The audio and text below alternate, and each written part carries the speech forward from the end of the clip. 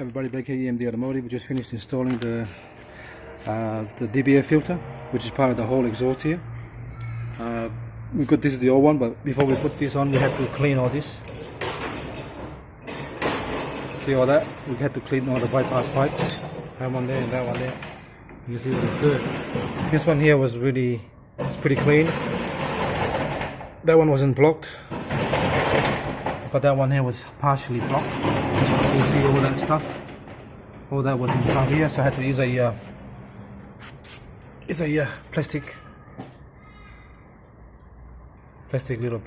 part here to feed it through into there to actually clean all that stuff out, and then use the diesel intake cleaner system to actually clean all the pipes out properly.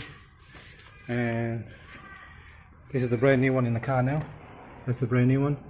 Just put the sensor in there and there. So tomorrow I'm gonna check this DPF pressure sensor here to make sure that's a new one, or that's the newest one according to the part number, to match the actual computer.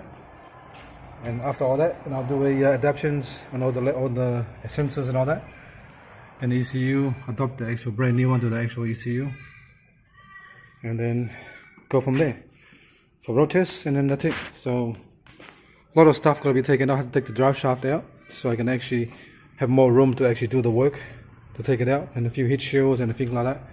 This bracket here as well, taken out.